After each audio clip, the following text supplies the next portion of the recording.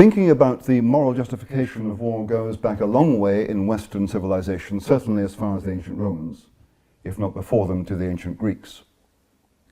But it was the early 5th century North African Christian bishop, Augustine, who first began to outline the elements of what would become the just war tradition of thought about the ethics of war.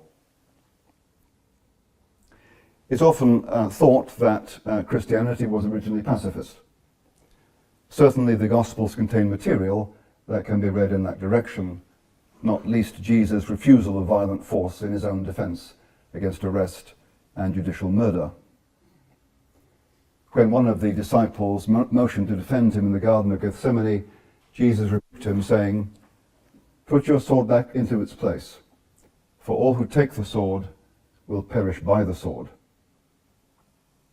Yet, Roman centurions make several appearances in the Gospels and the Acts of the Apostles, and never once are they criticized on account of their profession. Indeed, more than once, they are held up as paragons of faith.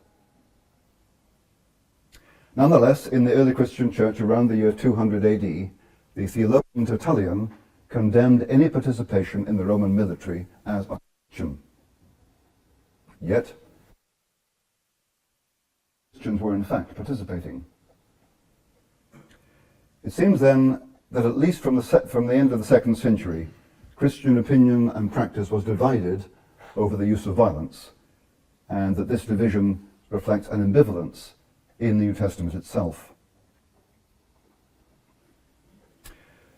200 years later, this ambivalence expressed itself in the tender conscience of a senior Christian military officer, Flavius Marcellinus, who approached Bishop Augustine for pastoral advice about reconciling Christian faith with military profession.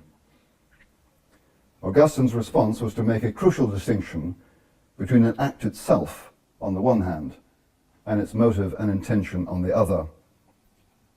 In a letter dated 411-412, referring to St. Paul's injunction not to retaliate, Augustine wrote, and I quote, "For what is it?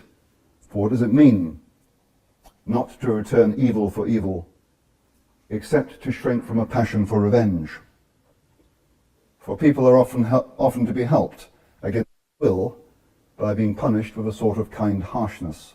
In other words, provided that violent force is not motivated by vengeance, provided that motivated by love, it is kind, a Christian may use it.